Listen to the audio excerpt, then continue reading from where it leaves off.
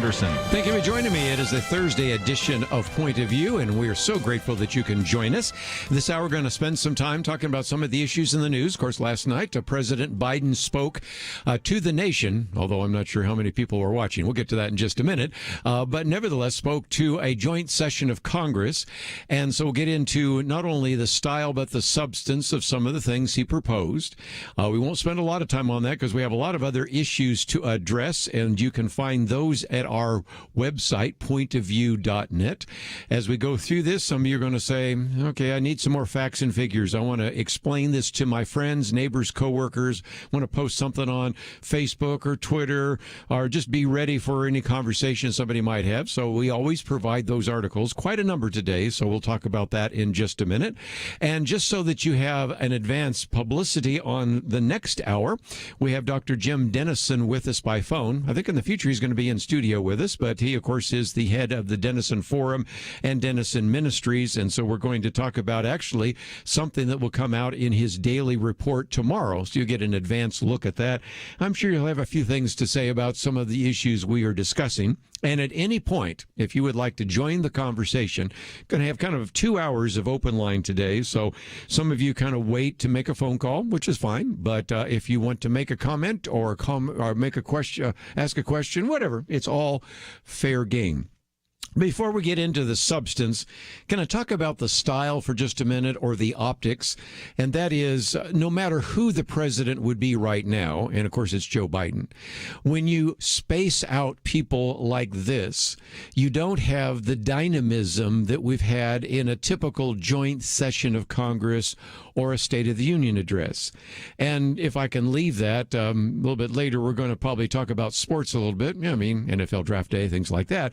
But, you know, you think about sports, I mean, how that has so affected the way in which we even like to watch sports, because it's always great to have a crowd. And, okay, most of us probably watched a little bit of the Super Bowl, but do we since then watch anything else? I mean, World Series, the championships for the NBA. I did watch some of the Stanley Cup, but it just never had a lot to actually get you excited, because crowds really do make a difference in sports. I know when I used to play high school basketball, every once in a while we'd get a pretty good sized crowd, and it just worked better than when you were playing to an empty gymnasium. And boy, I'll tell you, if you played freshman ball and basketball, you pretty much were playing to an empty gymnasium unless you could get one of your parents to come out to watch. So I understand that. But last night, it was a good illustration of the fact that even if you're a really good orator like Barack Obama, Ronald Reagan, and I think in some cases, sometimes there were times when certainly Donald Trump was an orator that used the crowd in an effective way. There's just nothing there last night. And Penna Dexter sent this to me. I'd missed it, but it was in the Washington Post. With masks and distancing, Biden's speech sent the wrong message about the power of our vaccines. Now, take this with a grain of salt, because it's written by the former head of Planned Parenthood. But nevertheless, she's a doctor, and she said there was a great opportunity last night, but President Biden missed the opportunity to reduce vaccine hesitancy, because you have an ability to actually seat 1,600 people in the House chamber. I've never heard what the actual capacity is, and you had 200. And so as a result, you have 200 people in a 1,600 person House chamber. Looks like sometimes some of the groups I've spoken to when we didn't get good publicity out. But they're spaced apart, wearing masks. Some of them appeared to be double masks. Did you notice that? They fist bumped sometimes. Most of the time, they weren't even supposed to make contact, although some did elbow touching. And she said, and I like what she says, if I didn't know better, I would have thought this was 6 months ago, before Americans had access to safe, highly effective vaccines. Now, she raises a very good question. And if you've ever wondered about this, let me put this one on the table. How effective are these vaccines? Okay, we're using the CDC numbers, okay, the Centers for Disease Control and Prevention. Their latest report reports about 7,000 people who have had an infection after they were fully vaccinated. Now, it's possible that some of them were carrying it while they were vaccinated. So even with this, you have to recognize this number is higher than it probably should be. But they estimate that that rate would be 0.08%, or 0.008%. She then runs the numbers and said, even if you were to have 1,600 vaccinated people in the chamber last night, at a breakthrough rate of 0.008, there's virtually no possibility that anybody would be infected, but you could have also taken the additional precaution of testing so that you would reduce even the risk of an asymptomatic carrier. And so as a result, I thought her point was really well taken. If indeed we are supposed to get vaccinated so we can get over this, you would think that that would have been enough. And it relates to what is our fourth article today, but I'll hold it up for those of you that like to watch online, because this is the chart that comes from the CDC. Now, for those of you that are not watching online, you've probably seen it before, because it has on the left column unvaccinated people, and on the right column it has fully vaccinated people. And so here you have on the left column that if you're outdoors walking and riding a bicycle, probably pretty safe. Dining outdoors, a little less safe. And then in a crowded outdoor event like a live performance or parade, less safe for unvaccinated people. On the fully vaccinated, you have everybody's pretty much safe, but then you still have people with a mask if they're going to a sporting event. By the time you get to the indoor, whether it's a barber shop, a hair salon, whether it's a movie theater, whether it's a worship service, whether it's singing in an indoor chorus, whether it's in an exercise class, even the vaccinated people, they all have to wear masks. And on the left-hand side, it's either yellow or red.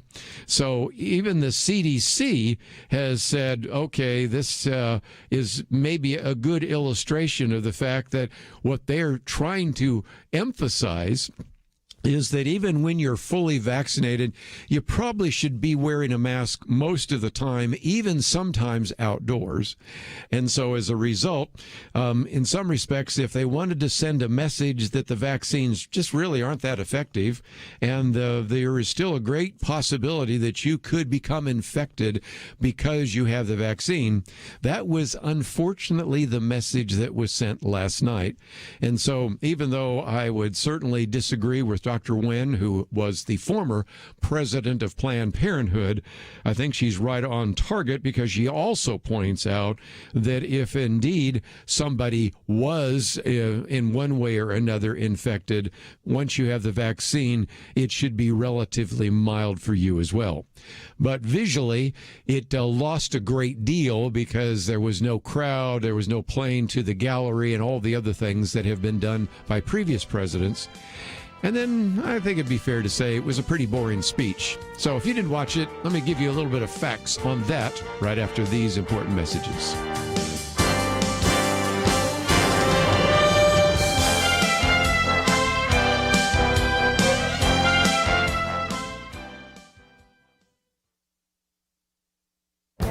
This is Viewpoints with Kerby Anderson. Whenever health is involved, trust is also important. You go to the doctor who prescribes a treatment or medicine. You may know something about anatomy and physiology, but you need to trust that your doctor is prescribing the right treatment or pharmaceutical. Trust is also important when it comes to the healthcare establishment. Do you trust these health experts who have been making recommendations during this pandemic? Over the last year, some of them haven't given us reasons to feel confident about their comments. The question of trust surfaced in a recent radio interview I did about about vaccine hesitancy. My guest explained that none of us have expertise in virology nor in the manufacture of mRNA vaccines. Therefore, we have to trust doctors and scientists who know much more about these subjects than we know. On the other hand, the public health establishment has been making statements that we can check. I mentioned the statements last year by Dr. Anthony Fauci and Surgeon General Jerome Adams, who advised the public not to wear masks. I did part of a radio program documenting their efficacy and correctly guessed that they merely lied about masks in order to have enough for healthcare professionals. A few weeks ago, the public health establishment suspended the Johnson & Johnson vaccine distribution. 6 confirmed cases of a blood clot disorder were found out of 7 million who already received the vaccine. If this was a 1 in a million risk, why stop using the vaccine? Or do health officials know of more cases and are not forthcoming with the evidence? Either way, we should have legitimate questions. Trust is important in healthcare decisions, especially when recommendations are being made about masks, lockdowns, and restricting society. Americans have a right to be skeptical. I'm Kerby Anderson, and that's my point of view. Go deeper on topics like you hear on Viewpoints by visiting pointofview.net. Pointofview.net.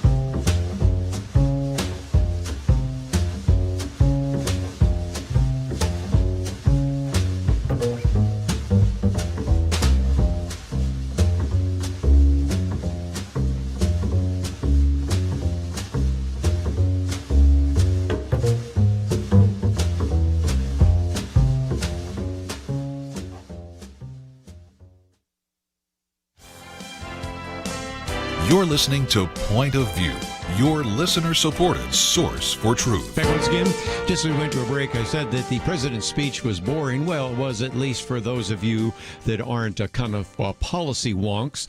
Some people were really agitated by it. Tim Gagelein, I got this one from Kelly Shackelford. You might remember him. We've interviewed him on this program, worked in the Bush administration, said, I'm still reeling from what we witnessed last night on Capitol Hill. It was not only, he says, a categorical negation of Ronald Reagan's vision of limited government's proper constitutional role, but rather a combination of Woodrow Wilson, Franklin Roosevelt, and Lyndon Johnson progressive post-constitutional vision. So some people were certainly not seeing it boring. They were just riled up about it. But the point I'm making is there was hardly the rhetorical flourish that we've come to expect, at least from some presidents, and that's no surprise. Let me give you the numbers. By the way, if you have something to write with, this might help you understand why there are so many people just wondering about the economic future of this country. And this is the short list, but it's a pretty accurate list. Number one on your list, put down $1.9 trillion. That's with a T. A trillion is 1,000 billion, okay? $1.9 trillion, that's what was called the American Rescue Plan. We've already passed that. Money is already being distributed for that. It's oftentimes been called the Pandemic Relief Bill. I did point out to you the other day when we were on the program that so much of this money went to maybe less deserving venues, but okay, we've already spent $1.9 trillion on the American Rescue Plan. So that's number one. Okay, if you're writing, put number two, $2.3 trillion, and that's what's called the American Jobs Plan. And some are referring to that as the infrastructure bill. Now, you have to recognize, as my commentary on Tuesday pointed out, that even though it's supposedly about infrastructure, and there is some about bridges and railroads and things like that, and a variety of other things, still, most of it looks like a kind of refashioned Green New Deal. That one is yet to pass, but sadly, there's every reason to believe that it may. And that's in addition to the $1.9 trillion on your first entry. Now you add to it $2.3 trillion, which is your second entry. we're not done. Number 3 would be $1.8 trillion for the American Families Plan. Now, it hasn't really gotten a nickname yet, but that was the one that was pretty much being promoted last night. Now, of course, the president was talking about jobs. I'm going to get to that in just a minute. But I did want to mention that the Families Plan probably will be getting called the Education Plan or the Family Education Plan or whatever. And so that is the case. But if you think that's it, those are 1, 2, and 3. I can give you 4, 5, and 6 of other things just in the wings. I mean, this is just beyond understanding this. One is they have something which is called the Green New Deal for cities. Now, it may come up with a different name, but that's what it's being called right now. That provides another $1 trillion for municipalities. Then you have one that they've called the Green New Deal for public housing, and that's pretty much what I think is the Thrive Act, as far as I can tell, although the Thrive Act is a little bit different. Now, Thrive Act, by the way, already passed the House and in the Senate, too, but the Green New Deal for public housing would spend $180 billion to retrofit, rehabilitate, and decarbonize America's public housing stock, but I think that's part of the larger, what's called the Thrive Act, which actually would spend $15 trillion over 15 years to create family-sustaining union jobs across the economy. And I don't know, some people are saying maybe we should just call it the Green New Deal Classic because after all, ultimately, it is going to eliminate 88% of our current energy sources, that would be fossil fuel, to ban petroleum-based cars or gas-using cars, and also cut the military by half. Yes, that's in there too. Now, you can understand why at least some of us that have a little bit of economic common sense, we're going, what in the world is happening right before our very eyes?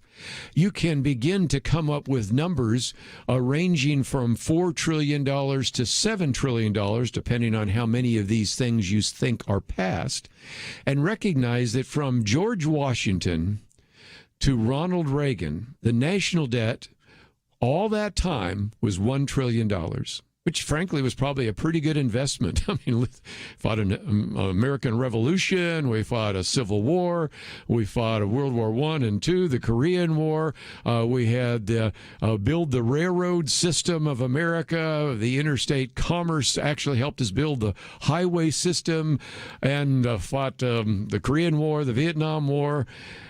It's just unbelievable. It cost us all of $1 trillion in national debt. We're at $28 trillion, closing in pretty quick on $29 trillion, and I don't know, by the end of this year, it could be $30 trillion.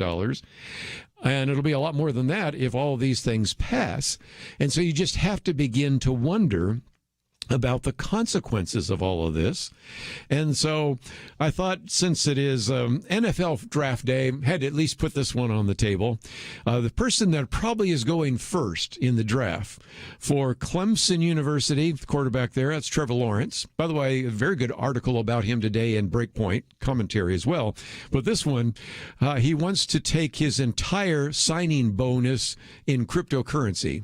That'd be Bitcoin, was it Ethernet, I guess, and then I guess some of it was Dogecoin. Anyway, he's going to take all $22 million in cryptocurrency, and he may be smarter than the rest of us, but it just illustrates why some people are just wondering, are these dollar bills that we have in our pockets, in our wallets, in our purses, are they going to be worth anything in the future? And so that was the spending. Let's, if we can, talk about a couple of things. A couple of quick issues real quickly. Last night, President Biden talked about protecting the sacred right to vote. Well, that was an attempt to try to push forward the idea of H.R. 1, which we've talked with you about before. Think about the fact that last election, 160 million people voted in the election, but there are some obvious questions that have surfaced, and H.R. H.R. 1 is simply an attempt, plus the John Lewis Voting Rights Act, are just attempts to try to federalize the elections, which in some respects I think violate the Constitution. He then talked about the fact that, these tax cuts in the past by Trump, they actually added to the deficit. But if you look at the latest surveys that came from the Heritage Foundation and others, they said that the tax cuts obviously did not pay for themselves, but the tax cuts were not the cause of the budget deficit. Tax cuts did help grow the economy and brought in more income than before, so they actually did what they were supposed to do, but the spending went up even as the tax cuts were implemented. So I think that's a fair way to look at it. The number 3, of course, the corporations need to pay their fair share. And yet, look at this. The best estimates that come, don't take my word for it, the Congressional Joint Committee on Taxation, as well as the Congressional Budget Office and the U.S. Department of Treasury all agreed, okay? Whenever you get that much agreement, it's probably true. They say that about 75% and 100%, somewhere between 75% and 100% of corporate tax increases are passed on to workers through lower wages and less investment. And of course, it's also passed on to you with higher prices. Number 4, the epidemic of gun violence. If anything, gun crimes are actually quite down from where they were in 1990. Of course, makes a big deal about the fact that he wanted to ban, once again, assault rifles. Did that have any impact? No. We've seen enough stories on that as well. And if anything, if we really want to get to the root cause of gun crimes, how about prosecuting people engaged in gun crimes, which right now is not happening? The American Jobs Plan is supposed to add millions of jobs, but again, recognize that so much of this has nothing to do with jobs. $400 billion for elder care, $35 billion for climate change research, $50 billion for research infrastructure at the National Science Foundation. Well, you get the idea. The list goes on and on. Number 6, vaccinated the nation. And the failure not only on the part of President Biden to acknowledge that the reason we have vaccines is due to Operation Warp Speed, but if you did watch last night CNN, you have one of the CNN experts thank Joe Biden for Operation Warp Speed.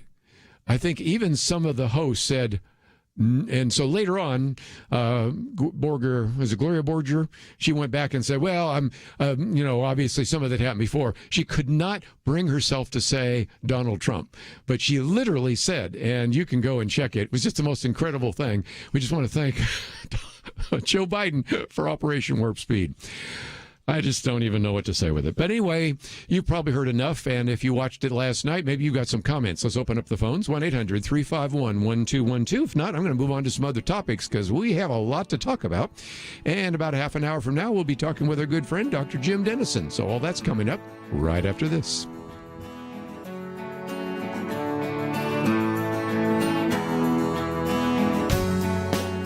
We live in a digital generation. Point of View is reaching this often overly plugged-in generation with truth. You can keep up with us 24 hours a day using your phone, your tablet, your laptop, or your desktop. Search for the Point of View radio talk show on Facebook, where you can keep up with today's issues, learn about current and upcoming guests by liking us on Facebook. Also, follow us on Twitter. Our handle is @PointOfViewRTS. That stands for Point of View Radio Talk Show. Learn, interact, make a difference with Point of View using new media. And here's one way you can make a big difference. Help us increase our reach by spreading the word among your friends. Share a Facebook post. Tag us in a tweet. With enough joining us to plant seeds, we'll see a tremendous harvest. Come on, it only takes a minute. Search for Point of View Radio Talk Show on Facebook. Point of View RTS on Twitter, and subscribe to the Point of View Radio Talk Show channel on YouTube. Learn, interact, share. The Point of View Radio Talk Show. Point of View will continue after this.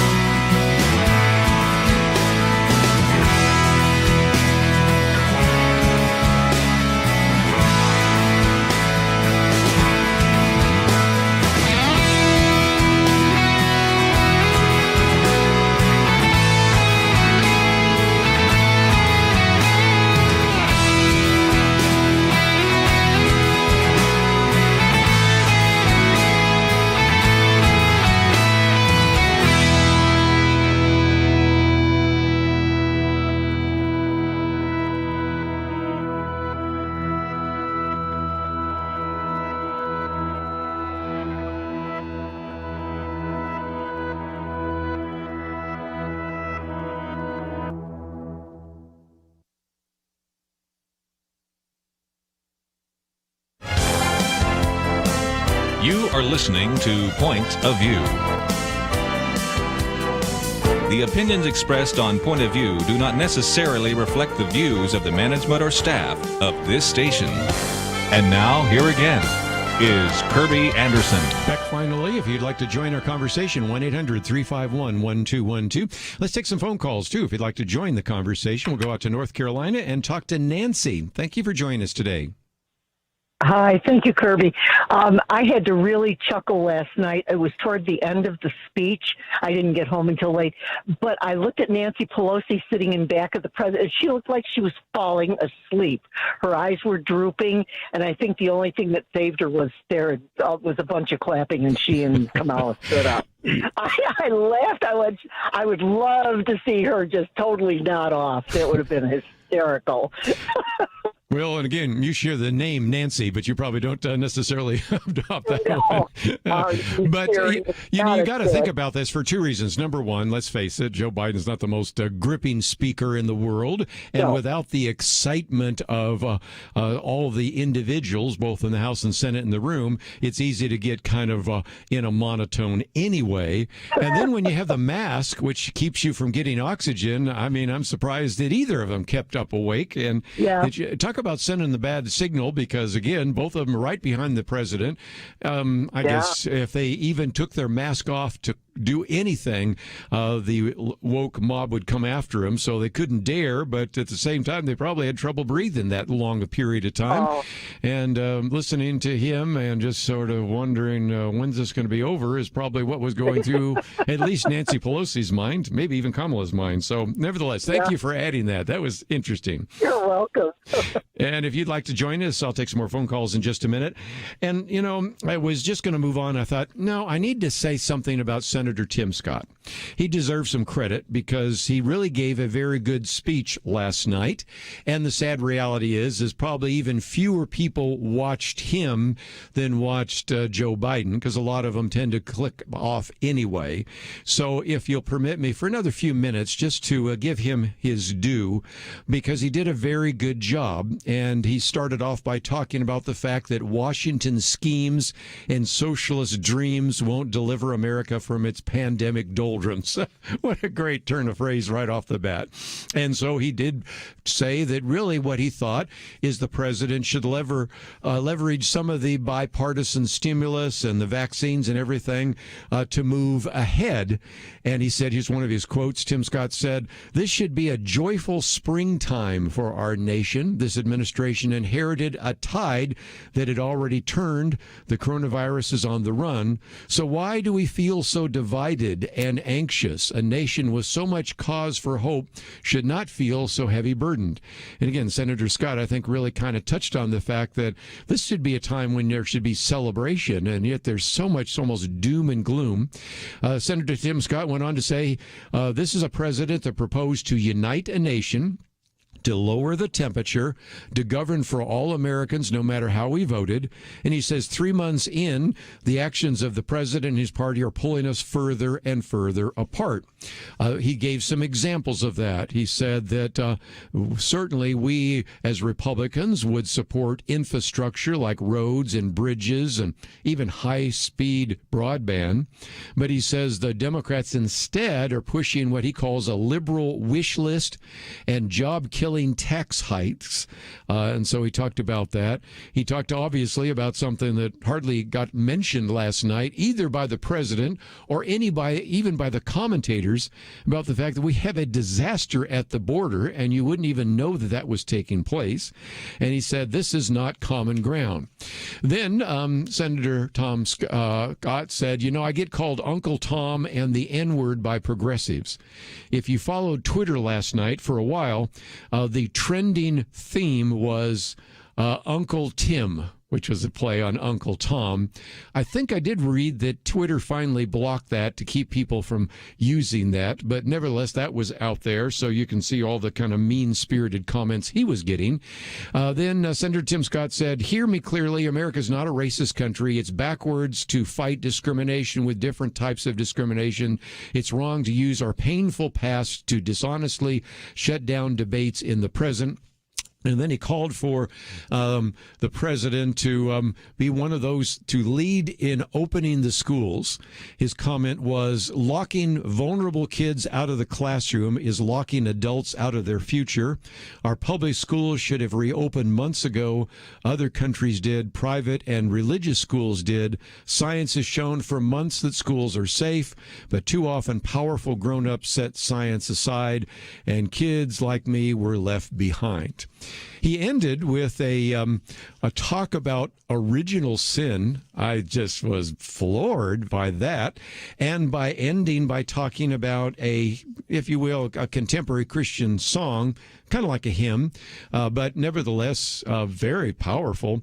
Matter of fact, that was so good. Maybe I can see if we can find a clip for that and play that tomorrow in our Friday weekend edition, because if you did not hear that, you can tell that he was kind of bringing some of his Christian convictions to the conversation as well. But I just wanted you to know that he did, I think, a very good job, and perhaps establish himself as maybe one of the possible nominees 3 years from now for the presidency. We'll see. I've had some people say, it could be, matter of fact, some people were saying it might be two individuals from South Carolina, and I pointed out, well, there's a constitutional prohibition from having two people from the same state.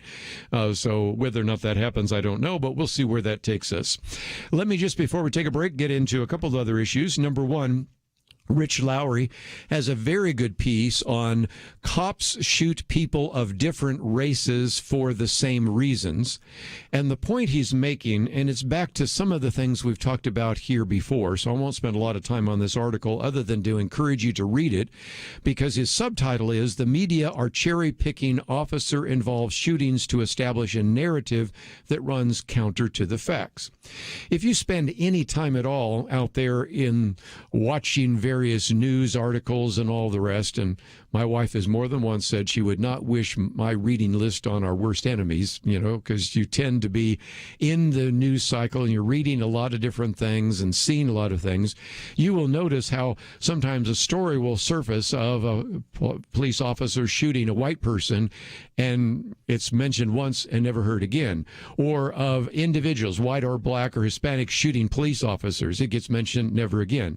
But if it's the other way around, a white officer shooting a black individual, even if they're carrying a gun or a knife, that gets magnified. And this one just takes two very similar incidents in different parts of the country and illustrates again how if you want to have any level of discernment, you have to recognize that only the things that fit the narrative are given prominence in the news. And so as a result, I think we have done a disservice even to those individuals in those communities, because if you eventually accept the myth, which we've talked about here before, that white police officers are out there to kill as many blacks as possible, well, when you get pulled over, you're going to run because you're going to assume that you're going to get executed, and in some respects it almost becomes a self-fulfilling prophecy. So a very good piece by an individual that really was trying to help us understand that if we look around the country, we see some remarkably different ways in which the press covers the issue. Before we take a break, though, let me take one more issue, and that is by about James Carville. Now, for those of you that are younger, James Carville was one of the key individuals behind the Clinton campaign. He's best known for making the statement, "It's the economy, stupid." And he brings, as an individual who supports the Democratic Party, a level of common sense. And this article I posted as our third article because James Carville details the real problem facing the Democratic Party, and you already know it. Because as MacVesta says, he may be very liberal, but he understands that. He's very colorful. Yes, as a matter of fact, I might have to skip over one or two words he uses when we come back from the break, and I quote from him. But he has actually begun to say out loud in some of these interviews that he's now convinced that a good number of the leaders in the Democratic Party are way off the hinges.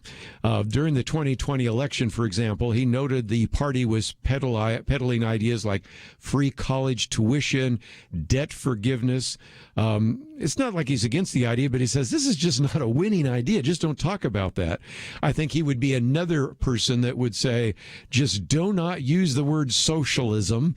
Even if the other side does, you don't have to repeat any of it. You don't have to defend any of it because it's not going to be a winning idea, except in very small enclaves of the United States.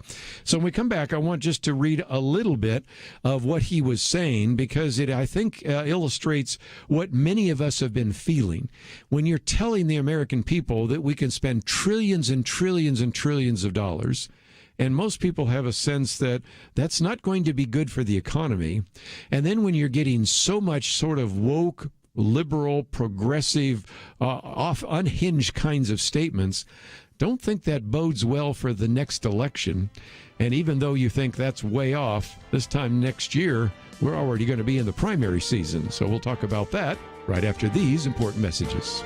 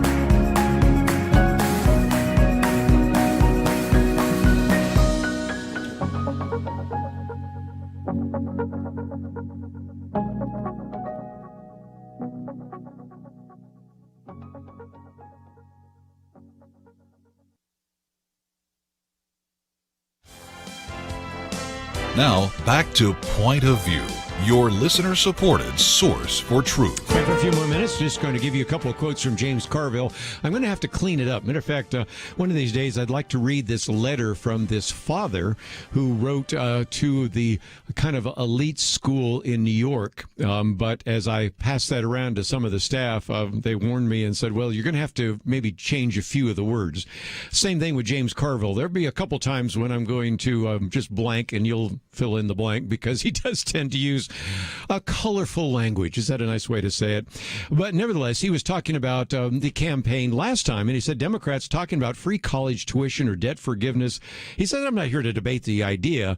What I can tell you is people all over this country worked their way through school, sent their kids to school, paid off student loans, and they don't want to hear this. I'll leave it there. So he recognizes that that's not necessarily a winning idea out there unless you're trying to win over those individuals that went to college and have student loan debt. But the rest of the people are going, wait a minute, where do I go get my debt forgiveness? Here's a couple of other ones. I love this. James Carville, you get the sense that people in faculty lounges in fancy colleges use a different language from ordinary people. They come up with the word like Latinx, Latinx, which no one else uses. Or they use the phrase like communities of color. He says, I don't know anyone who speaks like that.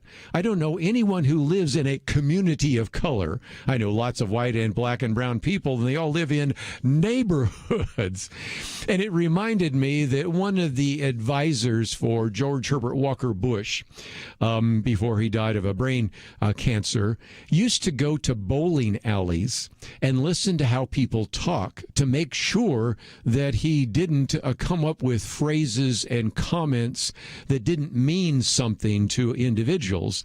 And so, Carville is saying, your community of color? I don't know anybody who talks like that. And he says, oh, good, there's nothing inherently wrong with these phrases, but that's not how people talk. This is not how voters talk. And doing it anyway is a signal that you're talking one language and the people you want to vote for you are speaking another language. This stuff is harmless in one sense, but in another sense, it's not. And I think it illustrates a point I've tried to make on this program time and time again. There have been various studies done about who lives in a bubble. Now, let's face it, sometimes Christians live in a bubble, but nothing like the bubble that people live in if they're bi-coastal, if they're either in Silicon Valley or they're in Manhattan Island in New York. They live in a world very different than you, and we've talked about this before. Charles Murley does this whole are you in a bubble question, and you look at those questions, and I would think most of the listeners to Point of View could say yes, yes, yes, yes, yes, yes.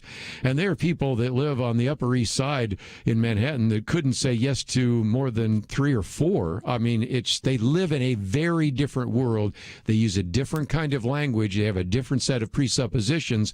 So then when they go out and try to sell their candidate or sell their idea, a lot of us say, what planet are you coming from? And that's what James Carville, who comes from Louisiana, understands. Anyway, he goes on to say, wokeness is a problem and everyone knows it. It's hard to talk to anybody today, and I talk with lots of people in the Democratic Party who doesn't say this, but they don't want to say it out loud.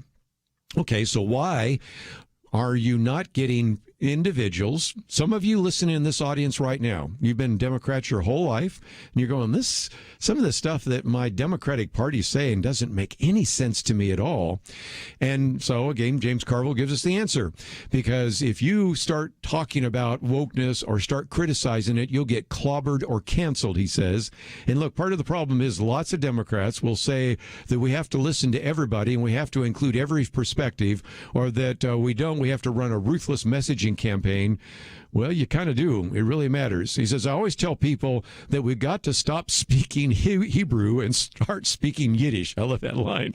You have to speak the way regular people speak, the way voters speak. It ain't complicated.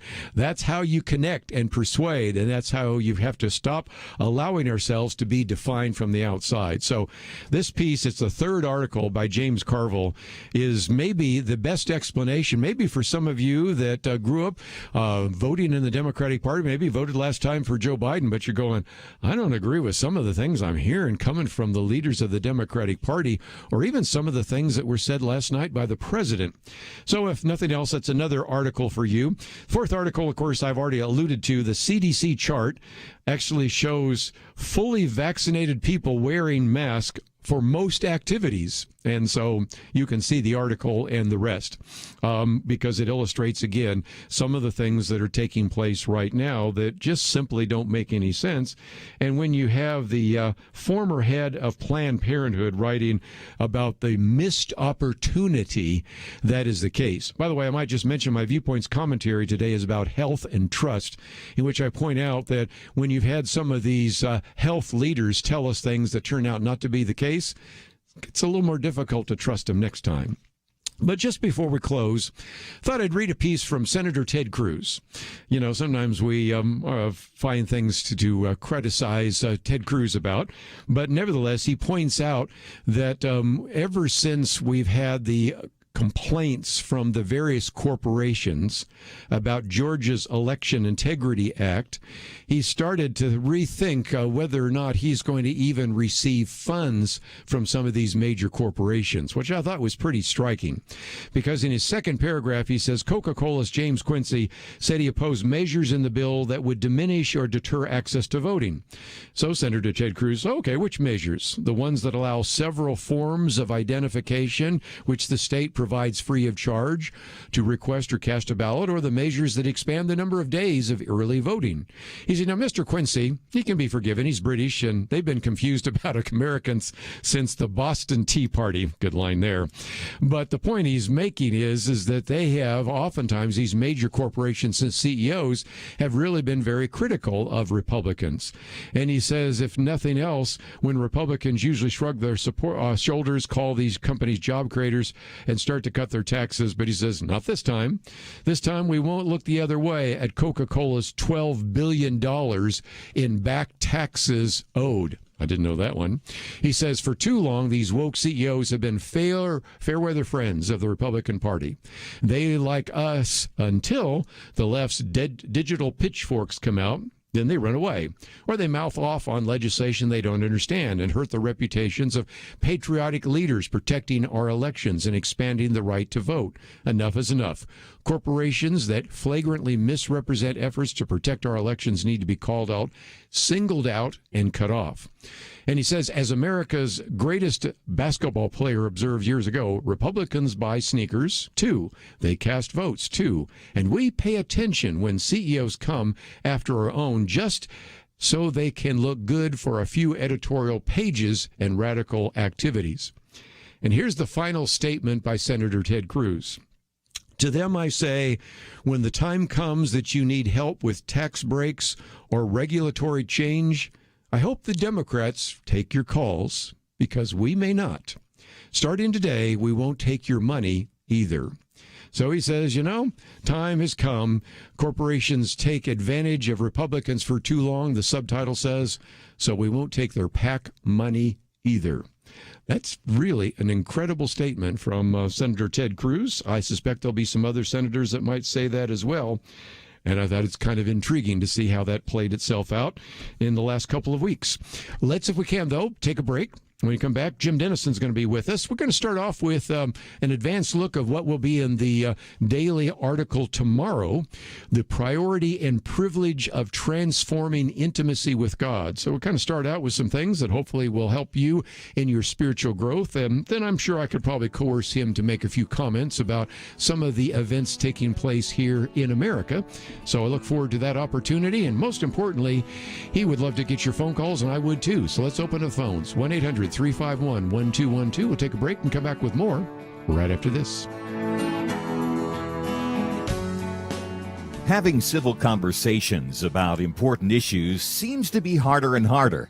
Various media outlets tell people what they should believe, why they should be outraged, and getting people to actually think, well, it can be difficult. Whether it's the gospel, tax issues, social policy, or just about anything else, you need to have solid information and clear thinking to address the hard issues. You need God's truth applied.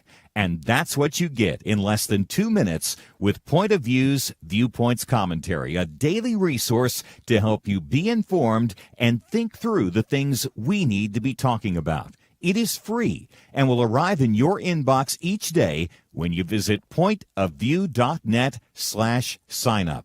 Sometimes we know we should say something, but we're silent because we're not quite sure what to say. Viewpoints Commentary can help you break the silence and change the narrative. It can make you a more equipped agent for truth. Get your free subscription to the Viewpoints Commentary at pointofview.net/signup. pointofview.net/signup. Point of View will continue after this.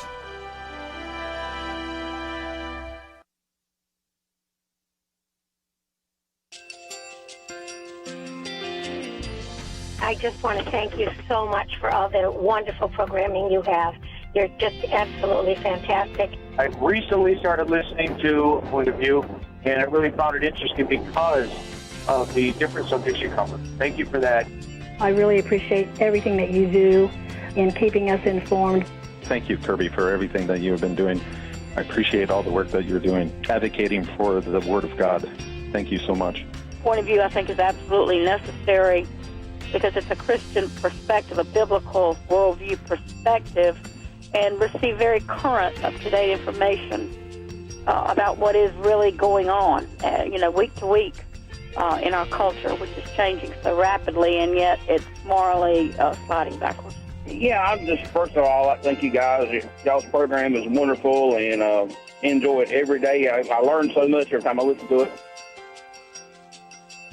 Point of View Radio Talk Show.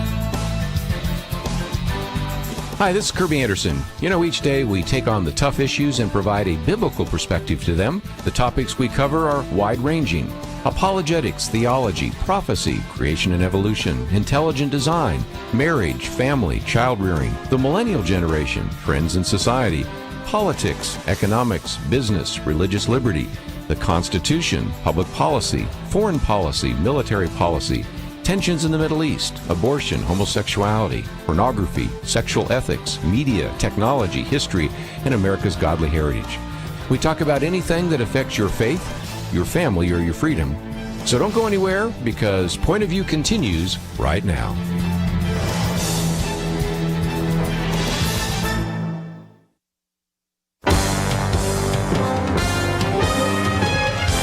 Across America, live. This is Point of View.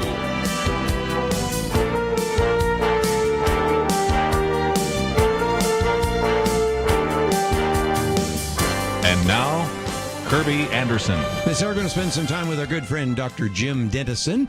And I might just mention that the lines are open. So if you would like to comment, get your comments out or questions, 1-800-351-1212. Of course, he is the head of Denison Forum and, of course, Denison Ministries. We'll talk more about that in just a minute. Individual that has pastored churches both in Texas and Georgia, has his master's as well as PhD from Southwestern Baptist Theological Seminary. We've also called upon him sometimes to address some of these issues of medical ethics because of his expertise there. And if nothing else, those of you that read the daily article maybe have been going through withdrawal because he has not been writing it for the last couple of days. But I wouldn't say that you have the B team there. Jim, Ryan, your son, maybe the A- team, if nothing else. I think he's done a very good job.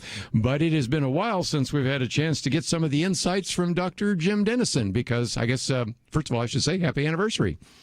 Well, Kerby, thank you so much. You're very, very kind, my friend. My wife and I were traveling for our 40th wedding anniversary. It was actually last year, but it was pandemic. We weren't able to leave, so we were able to do that. And our oldest son, Ryan, wrote the article, and now I think it's a coup, Kerby. I've heard so many people that are wondering when I'm going to travel again. When's the next vacation, Dr. Denison? We'll just send you exactly. So we are blessed, and I'm so very grateful. You know, I think I've, of course, had you on many times. I've had both of your sons on. Still waiting for the next time I can finally maybe have your wife on. But nevertheless, I mean, it is really an incredibly talented family. And in just a few minutes, I'm going to encourage people to find out a little bit more because we have posted, first of all, if you will, an advanced look at what you will actually have coming out tomorrow. And that is the topic of priority and privilege of transforming intimacy with God. But also, we want to a little bit later encourage people to get something to write with because I want them to go to Denison Forum, get your daily article, and also find out about the other aspects of Denison Ministries, of which there are so many. So thank you for letting us get an advanced look on what you're going to have published in just a few hours.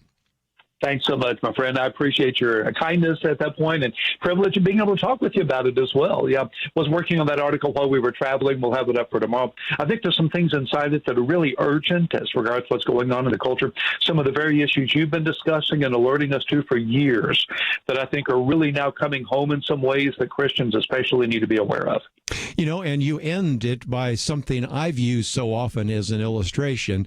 My illustration is slightly different than yours, in which I talk about two individuals chopping wood, and one guy is chopping wood all day, and he looks over at the guy that every once in a while was taking a break, and he chopped more wood, and finally said, "I've been chopping wood all day.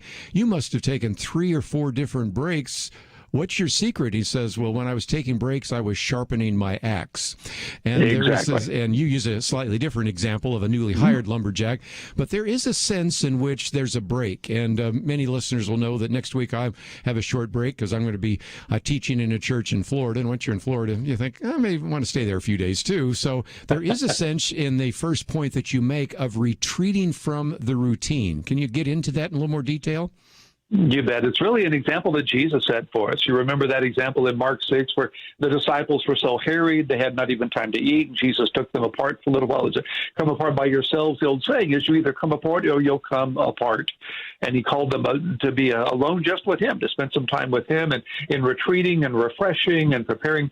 And one of the points that was made clear to me during my travels was that the more urgent the fight, the more urgent the preparation. The greater the threat, the greater the preparation for that threat. You study more for a final exam than you might some other exam. You prepare more for things which are more urgent in your life. Well, that's where we are right now as believers. We're facing some unprecedented threats in the culture, making it more urgent than ever that we spend time with Jesus, listening to his voice, being empowered by his Spirit, being prepared and used by him so that we can be the hands and feet of Jesus for a day like this. Let's, if we can, talk about this idea of Sabbath. We've gotten into that from time to time, but I can remember a day, and since you and I are the old ones around the table, when I have some of these millennials, they have no idea. I do remember a time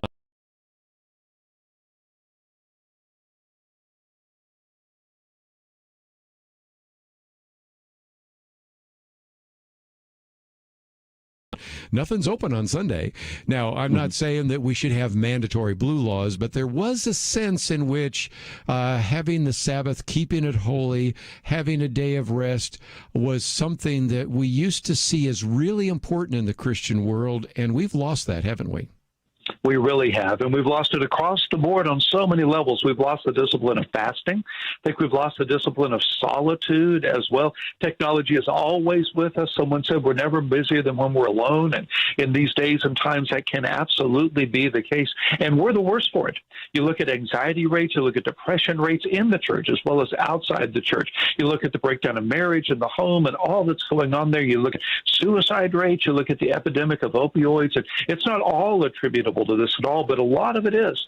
A lot of it is our unwillingness to slow down, to be alone with the Lord, to be empowered by the God for whom we were made. Quick example of that, I had a 66 Mustang when I was in high school. Well, I loved the car, but I wasn't a very good mechanic. I thought I was putting oil where the oil went, but I was actually putting it where the power steering went, and that didn't go well. I can imagine. I discovered that cars are made to run on particular fuel, particular materials, and if you don't put in what they need, they don't do what they're designed to do. Well, C.S. Lewis said we were made to run on God, as it were, and no other fuel is sufficient for our souls. We need to be alone with him, connected with him. We need that Sabbath with him in order to have the energy, the strength that he alone can give. Let's talk about that energy that comes from the Holy Spirit. We're going to kind of cover all of the issues of systematic theology before we're done here. But you've got some good quotes from Oswald Chambers. And again, for some of our younger audience, they may not be familiar with him. If you would like to have a great devotional work, My Utmost for His Highest by Oswald Chambers is one I would recommend. But you pulled a couple of very pithy but very powerful statements from him that were actually in My Utmost for His Highest. And really blessed me as I read them during the time that I was traveling. He makes a statement, if we have received the Holy Spirit, God expects the work of the Holy Spirit to be manifested in us, for it to be obvious that the Holy Spirit is working in us. Oswald also made the statement, God is always here or nowhere. Realize the Lord is here now and emancipation is immediate. But Kerby, this is the one that really convicted me. Oswald Chambers said, a great many Christian workers worship their work. The one concern of a worker should be concentration on God. The only responsibility you have is to keep in living constant touch with God and to see that you allow nothing to hinder your cooperation with him. I thought about how many times I worshiped my work, when rather than walking with God, I worked for God. I wanted God to be a means to my end, when what God wants is intimate relationship with himself above everything else. Let's take a break, and when we come back, we'll get into a little bit more. But again, this is giving you a preview of what you will see tomorrow if you sign up for the daily article. I do know quite a number of you actually already receive it, but just wanted to give you an advance look. For some of you were maybe a little bit hungry for hearing from Jim Denison. Not that it was much of a false fall off by Ryan Denison, who is certainly very gifted in his own right, and we've enjoyed interviewing him on this program as well. But when we come back, we'll talk about this idea of my soul pants for you, O God, even the idea of running out of air and some of that as well.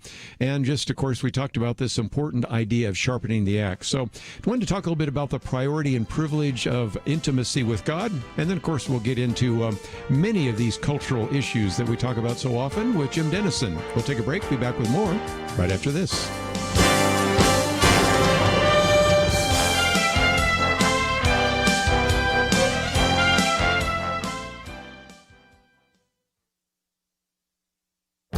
This is Viewpoints with Kerby Anderson. Whenever health is involved, trust is also important. You go to the doctor who prescribes a treatment or medicine. You may know something about anatomy and physiology, but you need to trust that your doctor is prescribing the right treatment or pharmaceutical. Trust is also important when it comes to the healthcare establishment. Do you trust these health experts who have been making recommendations during this pandemic? Over the last year, some of them haven't given us reasons to feel confident about their comments. The question of trust surfaced in a recent radio interview I did about vaccine hesitancy. My guest explained that none of us have expertise in virology nor in the manufacture of mRNA vaccines.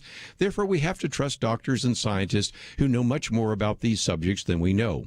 On the other hand, the public health establishment has been making statements that we can check.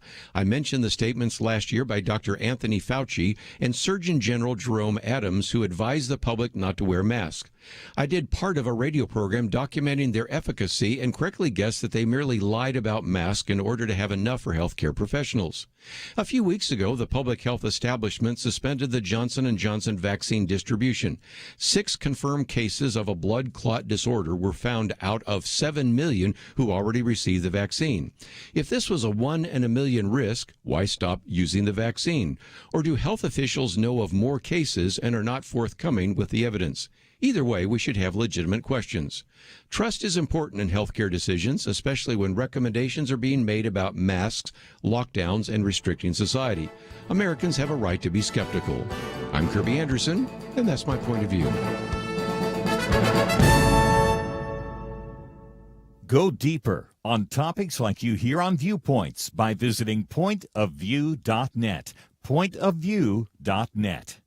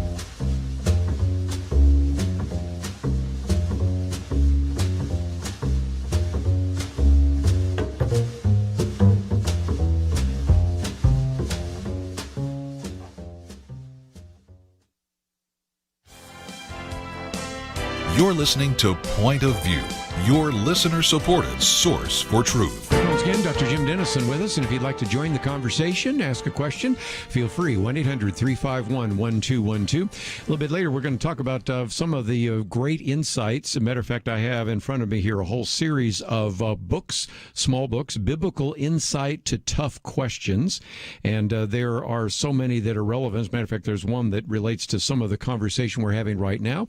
We also have, of course, a link to denisonforum.org, but also I want to drive you to denisonministries.org in just a few minutes. We'll talk about all of that.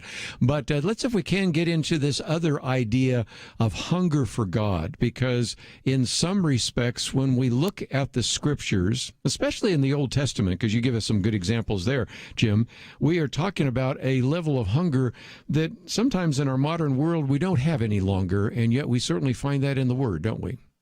We absolutely do, don't we? We were made for a personal relationship with a personal God.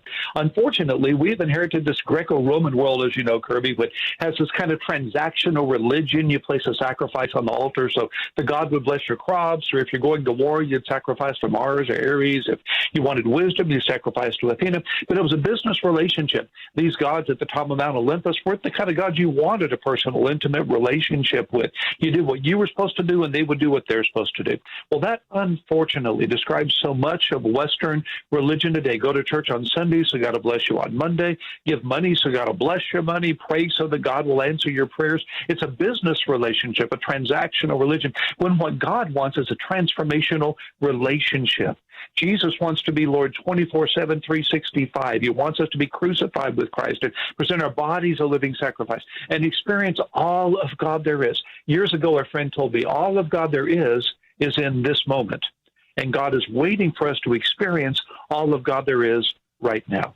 And again, you have in Psalm 42, as we were going to the break, I talked about my soul pants for you, O God, in Psalm 42. Or David talks about, O God, you are my God. Earnestly I seek you. My soul thirsts for you. My flesh faints for you, as in the dry and weary land where there is no water.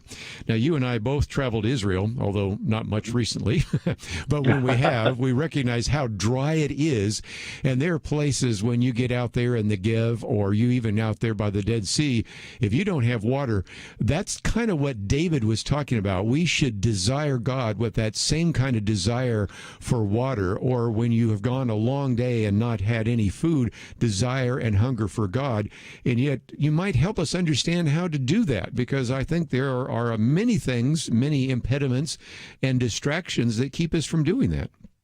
Yeah, they really do. The first thing in my life that I need to do regularly is what's called a spiritual inventory, where I get alone with the Lord and I ask the Lord to bring to my mind anything that's keeping me from an intimate relationship with him, anything that's keeping me from wanting him, from desiring him, like David spoke of, anything that's keeping me from panting for him as a deer pants for flowing streams. Ask him to bring to your mind anything that's blocking that relationship, and then confess whatever comes to your thoughts. It's, I think, an important thing about once a week to take a piece of paper and a pen and spend some time doing this. Lord, bring to my mind anything I need to confess. Write what comes to your mind down on the paper. Confess these things specifically, deliberately, intentionally. Claim God's forgiving grace, and shred the paper, burn it, throw it away, destroy it, and claim God's forgiving grace in your life. But that kind of sin can block the intimacy with the Lord and can dull our desire to have a relationship with Jesus, the desire to be with him. And then a second thought, very quickly, I would add, is to make time every single day to be alone with him. And the less you want to, the more you need to. Spend time in his word, spend time in prayer, spend time listening for him. Mother Teresa said when she began her religious life, she spent 90% of her prayer time talking to God.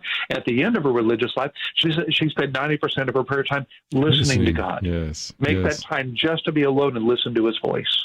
So again, if you're not regularly hearing from God, in just a few minutes, we're going to talk about some possibilities here in terms of your devotional life and those kinds of things, the first 15, for example. But just before we get to that, I would never do this to an author, because something you wrote 2 years ago, you might say, well, I don't necessarily remember that. But in Volume 3 of Biblical Insight to Tough Questions, you did try to answer a question: what should I do when I don't feel close to God? And first, let me just mention that all these Biblical Insight to Tough Questions are really good questions, excellent answers by you, and oftentimes driven by questions people have asked you. So I'm not asking you to remember everything you wrote 2 years ago, but again, you probably have thought a little bit about what do I do when some of our listeners right now say, okay, it sounds real good, Jim Denison, but I don't really feel close to God, and I don't know what the first step is.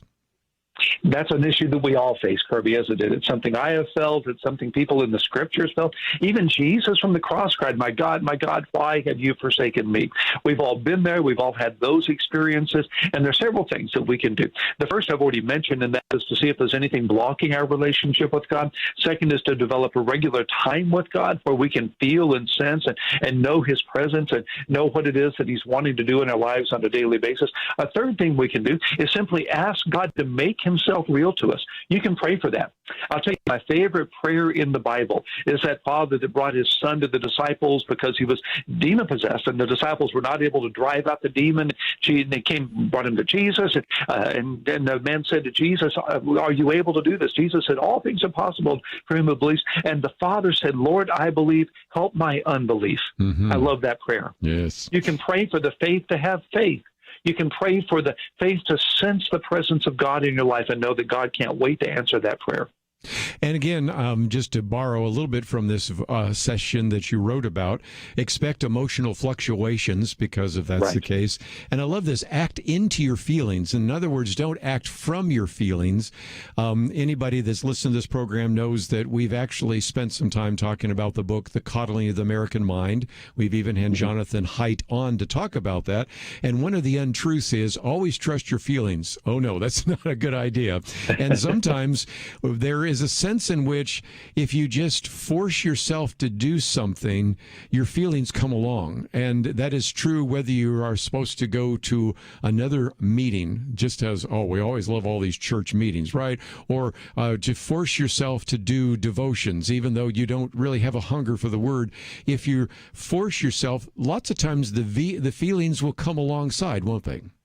Absolutely. It's a principle I learned in marriage counseling years ago, and that is in a counseling class I took at the seminary. They said if a couple comes to you and they're struggling in the marriage and they say they just don't feel like they're in love with each other anymore, a good thing to do is to say, what would you do if you did?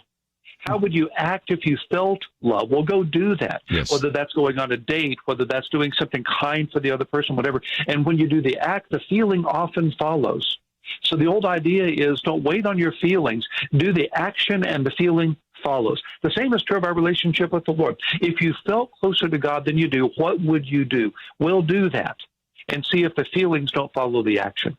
Well, we can, since we are talking about this idea of spending time with God. Last time we had your son, Craig Denison, on, we not only talked about what is there at First 15, but also he was encouraging people to maybe even participate with him in a variety of different ways. But just before we take a break, we'll talk about the other Denison ministries after the break, but talk about First 15, because that is a good way to get started and to experience God in a fresh new way. It is. It's something I do myself every single day, and God just continues to bless me every day in all of this. So first15.org, first15.org, is designed to help you have 15 minutes in a transformational encounter with the Lord. My son Craig, my younger son Craig, writes this. It's a daily devotional. It starts with a worship video that's just terrific. A lot of it is worship music that he and his wife have written and produced and recorded, but it's a worship video, and then it's a devotional, and then it's a guided prayer time. It takes about 15 minutes to do. It's for 365 days of the year. It's free. It's available at first15.org.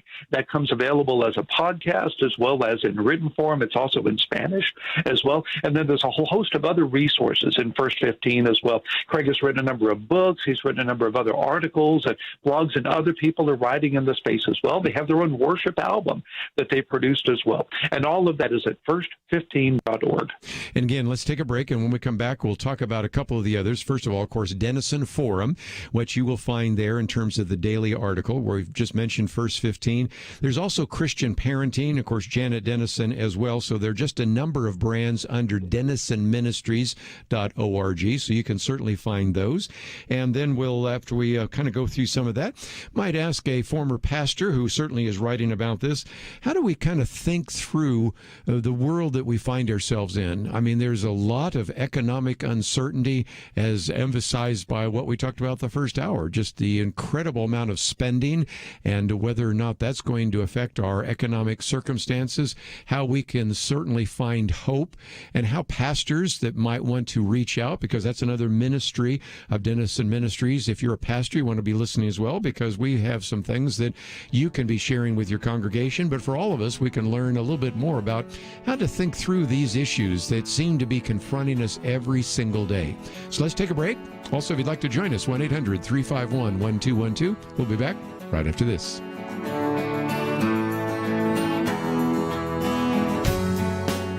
We live in a digital generation. Point of View is reaching this often overly plugged-in generation with truth. You can keep up with us 24 hours a day using your phone, your tablet, your laptop, or your desktop. Search for the Point of View Radio Talk Show on Facebook, where you can keep up with today's issues, learn about current and upcoming guests by liking us on Facebook. Also, follow us on Twitter. Our handle is at Point of View RTS.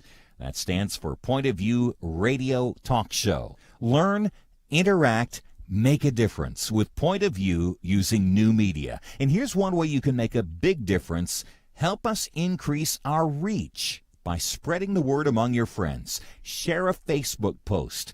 Tag us in a tweet. With enough joining us to plant seeds, we'll see a tremendous harvest. Come on, it only takes a minute. Search for Point of View Radio Talk Show on Facebook, at Point of View RTS on Twitter, and subscribe to the Point of View Radio Talk Show channel on YouTube. Learn, interact, share. The Point of View Radio Talk Show. Point of View will continue after this.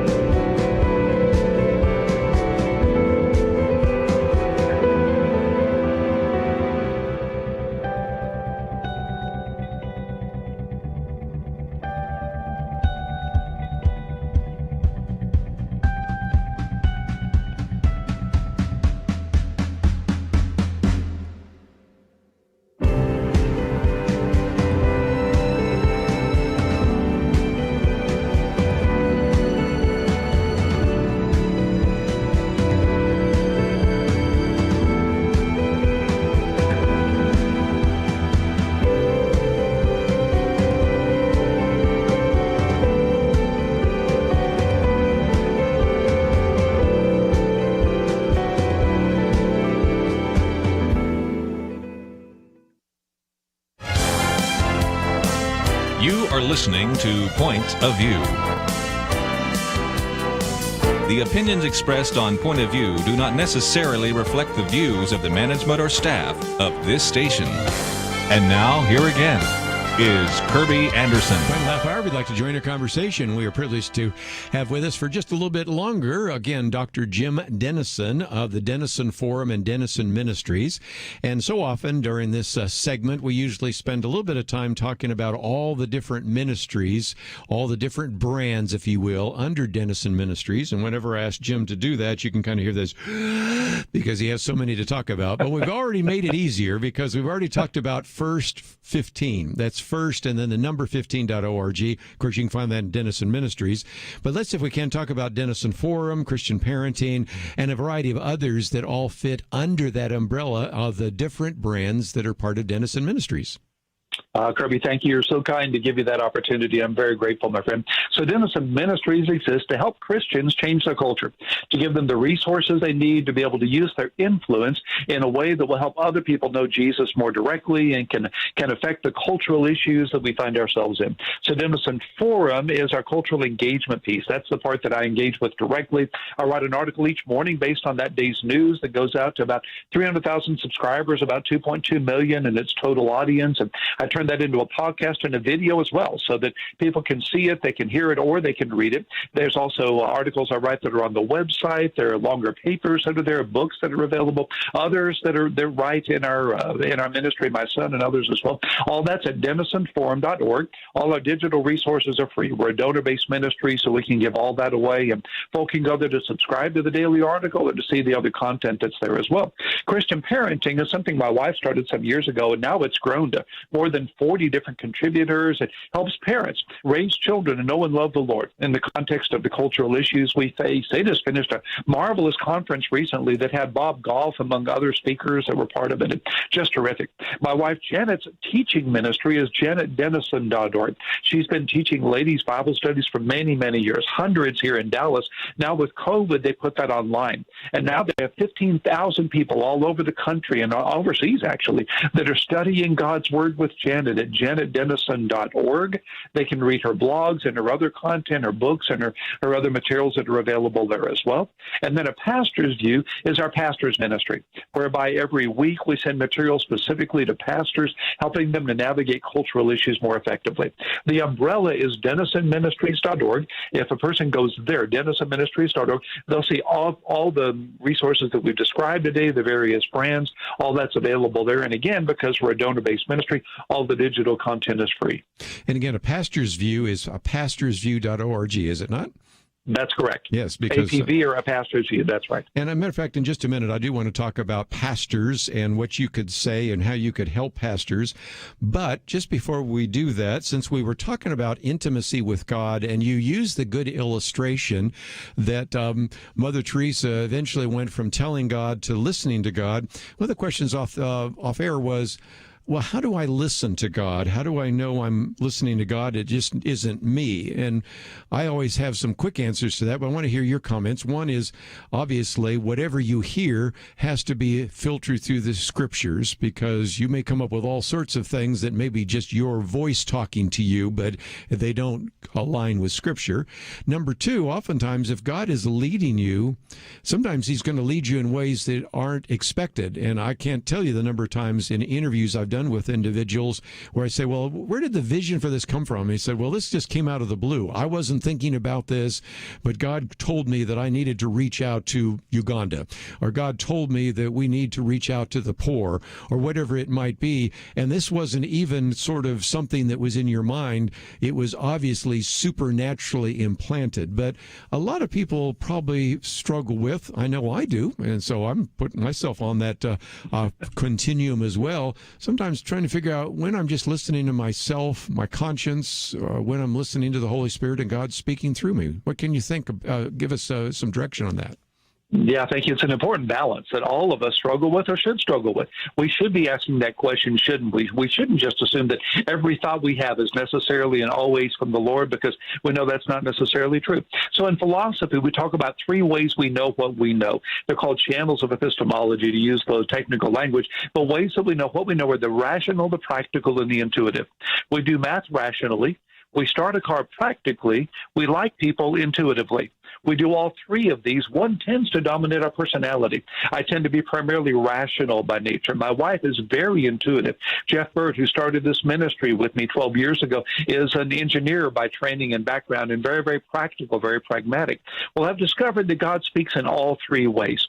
He'll speak rationally through Scripture and through reason. He'll speak practically through open and closed doors and circumstances. He'll speak intuitively as His Spirit speaks to your spirit. And that's where you sense His voice and you feel His presence and you sense His leadership. And to your point, Kerby, whichever of those three you're sensing God's leadership, balance with the others. If you're feeling God moving in a way, balance that with Scripture rationally and look at that pragmatically as well. If there seems to be an open door, measure that by Scripture and this intuitive sense of God. If you're sensing God leading in you in a rational way, measure that by the pragmatic and the intuitive. I would also encourage you to know which of those three is the strongest in you and find friends who are strong in the others and ask for their help. I never do anything significant that I don't ask Janet from an intuitive perspective and my friend Jeff from a pragmatic perspective, and others can be used by God to help you as well. So I think it's vital that we balance all of those, which is the point you're making. Well, and again, the Scriptures talk about the fact that there is value in a multitude of counselors, Proverbs 15, for example, and others. So that is certainly the case. Another part of that, and I guess we're almost getting into this issue of developing perspective so that you know God's will, is that as you look at various issues, looking at Scripture, looking at counsel, certainly evaluating how that might have fit within your own personality structure, but also the issue of conscience. And I've said conscience is dangerous because conscience is not a green light. Conscience is better a stop sign. And the reason I say that is you and I both know that we've probably counseled people over the years that are involved in really heinous sin. And when you talk to them, they'll say, well, my conscience is clear. And I go, so what? You've seared your conscience. But on the other hand, I don't want to get too theological here, but in Romans 14, it does seem to me that the Apostle Paul says that if your conscience might keep you from doing something, in that case, it was meat sacrificed to idols, but it could be all sorts of other things, going to certain movies, being engaged in certain activities. If your conscience is troubling you, that's also kind of a good stop sign. So I wouldn't say that if you have no concern with your conscience, that's necessarily a green light. But if you do have a concern about that, that's a good red light or a stop sign. Would you agree? I absolutely would agree. Oswald Chambers, that we mentioned earlier, said, if in doubt, don't. If you have a sense about this, then stop and check that. Doesn't mean you necessarily are not to do it, but at least check it.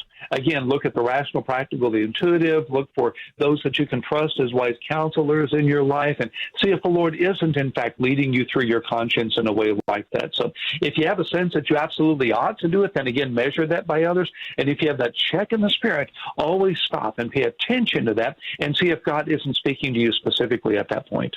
Let's, if we can, talk about some of the things on the pastor's view, because I do know we have a lot of pastors, and I know people value your wisdom and experience. Having been a pastor for so many years in Texas and in Georgia and being so successful and also living out some of the school of hard knocks, one of the things that's even posted right now at the pastor's view is pastor burnout. But what would you say to pastors right now, number one, in terms of developing intimacy with God, but also to give some sense of hope at a time when a lot of people are anxious and fearful right now?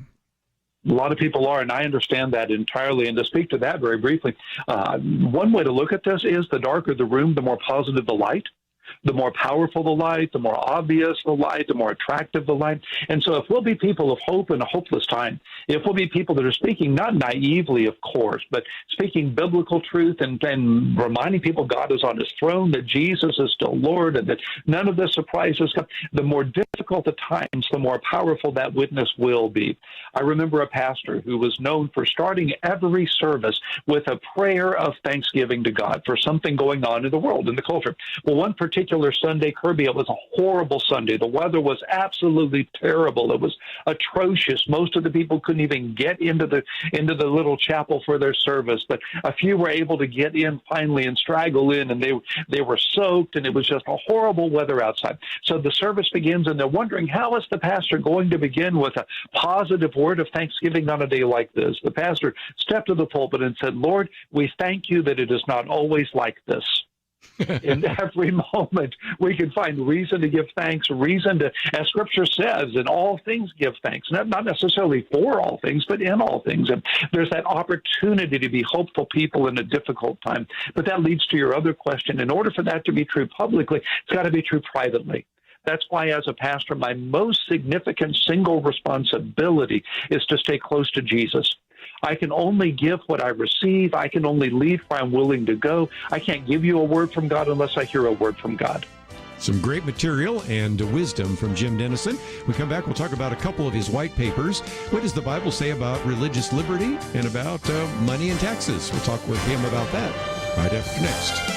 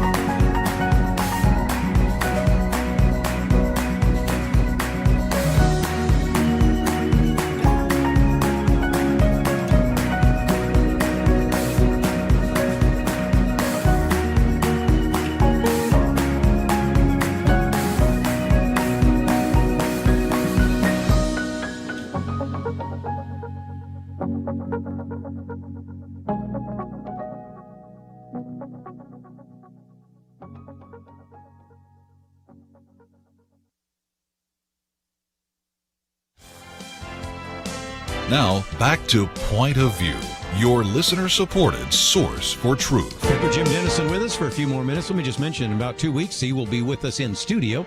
That'll be fun. And matter of fact, who precedes you the hour before is David French. So that'll be kind of an interesting conversation as well. So if nothing else, let me just, first of all, give an award for the best clickbait of the week. And it goes to Ryan Denison. What do a man in a bear suit and the 2020 census data have in common? I saw that. I said, I got to click on that, even though know, I usually click on it right away anyway, but for those of you in California, you may know the story of this individual decided to don a bear suit in Los Angeles and then walk all the way to the Golden Gate in San Francisco. So, but again, it was a good example of clickbait and a good example of why you want to be reading the daily article. But I wanted to back up for just a minute because, Jim Denison, you have put together all these different white papers on things ranging from racism to religious liberty. You even have one on money and taxes. And in particular, let's talk about that, because this issue of religious liberty in particular, kind of the newest one that you've put together, really is important because of, first of all, the lockdowns because of the pandemic, because we do now have an administration that I think is much less supportive of religious liberty, though I would have to say that we have a Supreme Court with justices that are supportive of that. So we're going to probably have to think more deeply about this issue of religious liberty than ever before, don't you think? I really believe you're right about that. There's so many threats against us right now that we're concerned about. The Equality Act, for instance, that, as you know, would elevate LGBTQ protections, so-called sexual orientation, gender identity issues, to a 1964 level of civil rights protection with no appeal to the Religious Freedom Restoration Act. That would mean, if that passed, it's already passed the House. If it passed the Senate, President Biden said he would sign it. That would mean that, for instance, a faith-based hospital would be required to do sex change operations. A faith-based adoption agency would be required to allow same-sex couples to adopt children. It could even be that churches would be required, if they open their facilities to the public, to open them for same-sex weddings. And the list goes on and on. That's just the latest attack on religious liberty that we're facing in our culture today. This is something we need to be aware of and be praying against and standing up against every day. Talk about the importance of this, because you start that with a question, are Christians facing a hill to die on? And you've had some saying, look, Christians have always faced persecution, and this we just should be grateful for the freedom we have.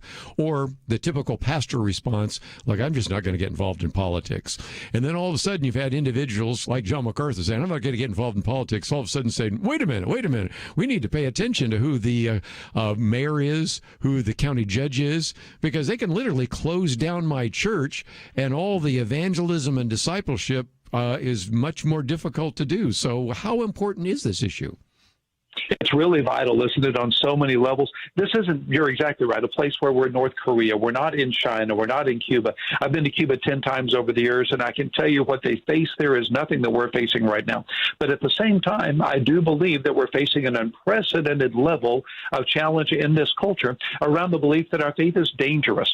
There was a day when the church was central to the culture, then it kind of became peripheral. Now there's this belief that evangelicals especially are homophobic and bigoted, prejudiced, narrow-minded, discriminatory, that we're dangerous to society, and that our religious freedom should be taken from us because we're misusing it to harm individuals. That's a new claim. It's a wrong claim on a variety of levels, of course, but that's something we haven't faced before, and it's something I think we have to be aware of because it's coming. Let me just mention that if you go to denisonforum.org, you can scroll down and you will see the one that is basically a white paper on the whole issue of religious liberty. What does the Bible say about that? And if you find yourself saying, well, I want a little more content, I might recommend that you buy one of the books from the Denison Forum. It's called The State of Our Nation. And in that, Jim Denison has 7 critical issues. Chapter 7 really deals with this issue of religious liberty in a little bit more detail, and I would highly recommend that you think about teaching that, because those are some issues of real import. And it's interesting that one of the people you quote is the person that's going to be the warm-up act for you in 2 weeks, David French, because he's been dealing with this whole issue of religious liberty for many years, hasn't he? He has. In fact, he's really been, as a lawyer, as a person that's really on the forefront of this for a number of years, has really been a voice that a lot of us are really grateful for and really listening to, paying attention to. And he's making that same point. On the one side, we have more religious freedom than ever before.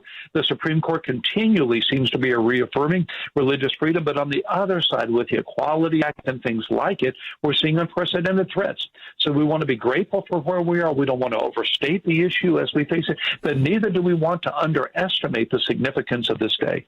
One other point, since again, I'm trying to promote people to read some of the very in-depth work that you've done, is one on money and taxes. Now, let's just think about last night.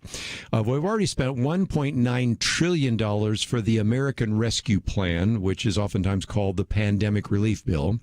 The goal is to spend another $2.3 trillion on the American Jobs Plan, which is sometimes called the Infrastructure Bill.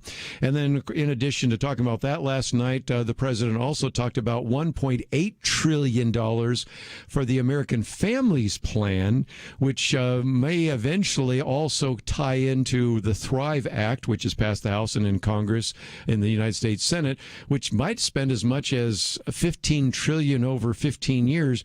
I don't know, Jim Denison, that's starting to sound like monopoly money. What are your thoughts? It really is, isn't it? At the end of the day, we have to keep asking ourselves, where will this come from? How will we do this? How will we pay for this? And at the end of the day, is the cost going to be greater than the opportunity? We're continuing to be divided about that. It's unfortunate in my mind, Kerby, that this is such a partisan issue right now, where it seems all the Democrats are for and all the Republicans are against. We want to find somebody that can help us to look at this on a more objective level and look through this relative to the long-term consequences for our children and our grandchildren as well. And the fact that we're not able to do that, I think really, and Jim Scott made that point well, I thought, makes the point that this is a partisan issue in a time when we need to get beyond partisanship and look for that larger common good. Well, again, just a good reason why people need to go to denisonforum.org or to go to Denison Ministries and see the different aspects of that. And if nothing else, I hope that if you've already signed up for the daily article, then you've got a chance to see what will actually surface tomorrow, the priority and privilege of transforming intimacy with God. We're glad that you're back on the saddle, but tell Ryan he probably wins the award for the best clickbait of the week. So that was pretty good as well. And hardly a drop-off when you let your son actually take the helm. And so, again, whatever talented Denison takes the helm, we certainly appreciate that, and we appreciate you joining us today here on Point of View. Kerby, you're so gracious always. I am honored to be with you and so grateful for your ministry, my friend. Say hi to Ryan and Craig and Janet, and we look forward to the next opportunity, which is 2 weeks from today. Let's take a break. And just before we do so, I just wanted to mention some of the articles that we have, and then we will be back here tomorrow. As you well know, it is Friday weekend edition. First one is just kind of a little summary of President Biden's address to Congress. We will probably go into that in a little more detail tomorrow, because I know Kelly Shackelford has some things to say. Obviously, Penna Dexter has some to say as well. The second article, cops shoot different races for the same reasons. Really good piece, just to help you understand that some of what you're getting right now is a narrative. If it fits the narrative, it's in the news. If it doesn't, it hardly gets covered. And I want you to exercise a higher level of discernment. James Carville detailing what has happened to this Democratic Party that many of you are still members of or still have appreciated, but you just can't even understand some of the statements being made by the leaders. And then, of course, the one by the CDC chart, which basically says, I don't care if you're fully vaccinated, you still have to wear a mask. Seriously, come on, let's get into some level of common sense and reality. So we will cover all of that, and most importantly, we have, of course, the link to Denison Ministries and all that, and my commentary today is on that subject of health and trust. So you might want to print that out and sign up if you haven't received that in your inbox. That's all we have for today. I want to thank Andrew and Steve for their help behind the scenes. We look forward to seeing you tomorrow right here on Point of View. Having civil conversations about important issues seems to be harder and harder. Various media outlets tell people what they should believe, why they should be outraged, and getting people to actually think, well, it can be difficult. Whether it's the gospel, tax issues, social policy, or just about anything else, you need to have solid information and clear thinking to address the hard issues. You need God's truth applied. And that's what you get in less than 2 minutes with Point of View's Viewpoints Commentary, a daily resource to help you be informed and think through the things we need to be talking about. It is free and will arrive in your inbox each day when you visit pointofview.net/signup. Sometimes we know we should say something, but we're silent because we're not quite sure what to say. Viewpoints Commentary can help you break the silence and change the narrative. It can make you a more equipped agent for truth. Get your free subscription to the Viewpoints commentary at pointofview.net/signup. pointofview.net/signup. Point of View is produced by Point of View Ministries.